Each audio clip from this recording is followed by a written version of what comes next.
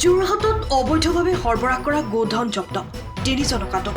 যোৰহাটৰ ৰজাবাৰীৰ টুকুলাই বৰলাইনত অবৈধভাৱে সৰবৰাহ কৰা গোধন উদ্ধাৰ ৪টাকৈ গোধন কঢ়িয়াই নিছিল এখন বাহনত।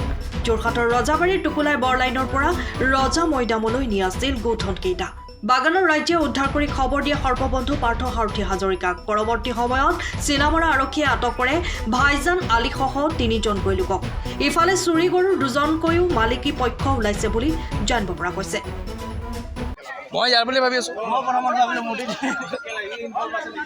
এই বাইকখনৰ গৰাকী পলায়ন কৰিছে।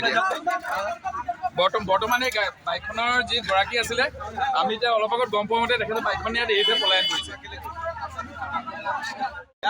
আজি ৰাতিপুৱা শুই উঠি আমি খবৰ পাইছোঁ আমাৰ বাগানৰ ভাইটিহঁতে গৰু গাড়ী এখন ধৰিলে বুলি। আৰু আজি আমি বহুত দিনৰ পৰা 4-5 মাহৰ পৰা আমি খবৰ পাই আছোঁ যে ইয়াৰ পৰা বিভিন্ন ধৰণৰ চোৰাং গৰু গাড়ী ৰাতি 2-3 বজাত গৈ আছে, কিন্তু আমি বহুত খামপিটিও আজিলৈকে ধৰিব পৰা নাছিলোঁ। কিন্তু আজি ৰাতিপুৱা যেতিয়া আমি গম পাইছোঁ যে এফালে গাড়ী এখন গৈ আছে, তেতিয়া ভাইটিহঁতে ধৰাৰ লগে লগে আমি সকলো ইয়াত উপস্থিত হৈছোঁ। উপস্থিত হৈ আমি সকলোৱে দেখিছোঁ যে গাড়ীখনত গৰু 4টা লৈ গৈছে, 2টা দমৰা, 2জনী চেউৰী আৰু এজনী গৰুটো 2জনকেও মালিক ওলাইছে। আৰু গৰু বিকাৰ কোনো পাৰ্মিট নাই, গৰু কিনাৰ কোনো পাৰ্মিট নাইকিয়া, উইদাউট গৰু পাৰ্মিট গৰু লৈ গৈ আছিলে। তাৰপিছত আমি যেতিয়া পুলিচ প্ৰশাসনৰ লগত যোগাযোগ কৰিছোঁ, এতিয়া সকলোৱে ৰাইজে আমি লিখা লিখিকৈ পুলিচৰ ওচৰত চম্ভালিছোঁ। বাকীখিনি কথা পুলিচে আগবঢ়াই লৈ যাব বুলি আমি আশা কৰিম। তো জানিব পৰা গৈছে যে এটা চুৰি গৰুৰ মালিকো ওলাইছে বোলে। 2জনকৈ মালিক ওলাইছে, এটা গৰু কেইবাজনৰ মালিক ওলাইছে আৰু এজনে কৈছে মোৰ গৰু হেৰাইছিলোঁ। তেওঁলোকেতো একো ডকুমেণ্টছ দেখাব পৰা নাই। নাই কোনো ডকুমেণ্টছ নাই, তাৰ হাতত কোনো ৰকমৰ ডকুমেণ্টছ নাইকিয়া, কোনো গৰু বিকাৰো কাগজ নাই, গৰু কিনাৰ কাগজ নাই। ৰাইজে কি বিচাৰে এতিয়া ৰাইজে বিচাৰে যে ইহঁতক এৰেষ্ট কৰিব লাগে আৰু গাড়ীখন চিজ হ'ব লাগে। নেক্সট টাইম যাতে ইয়াত নহওক, কাৰণ নেক্সট টাইম ইয়াতকৈ ডাঙৰ প্ৰতিবাদ হ'ব। হয়তো তেতিয়া মানে গাড়ী চাৰি ভঙাই দিয়াও হ'ব পাৰে। নেক্সট টাইম ইয়াত যাতে এনেকুৱা গৰু চোৰাং কেছ আৰু হ'ব নালাগে। জানিব পৰা গৈছে যে বহুত মানুহৰ গৰু চুৰ হৈছে। বহুত আজি প্ৰায় 1 মাহতে ইয়াত 50-60টা গৰু নপাম জেগাত চুৰ হৈছে আৰু ইয়াত বহুত অপ্ৰীতিকৰ মানুহ ইয়াত জড়িত হৈ আছে। আজি বহু মানুহ ইয়াত গৰু বিচাৰি উপস্থিত হৈছে বুলি গম পোৱা গৈছে। বহুত মানুহ আহিছে, তেখেতক চহী কৰি এইফালে আমাৰ কাছে বুলি কয় বোলে দাগ বিকে গাঁজা বিকে, তাহাঁতক ধৰিবলৈ আমাৰ মানে এইটো ৰিকুৱেষ্ট। আপোনাৰ গাড়ী গৰু এইটো হয় নাই আপোনাৰ?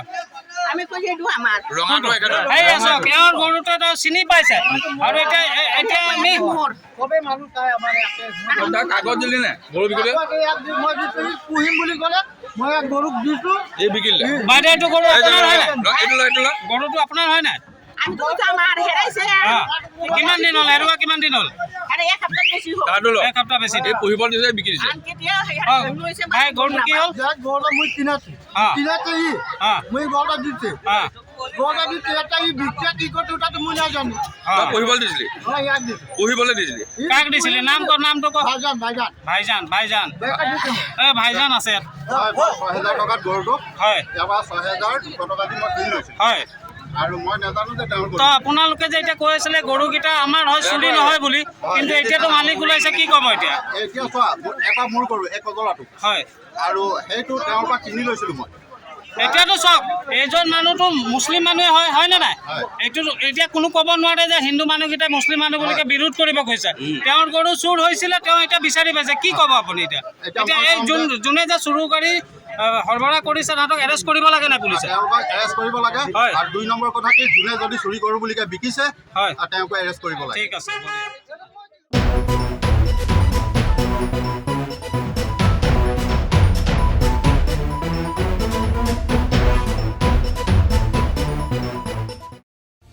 সময়ৰ খবৰ সময়ত পাবলৈ ফলো কৰক টাইম অফ আছাম।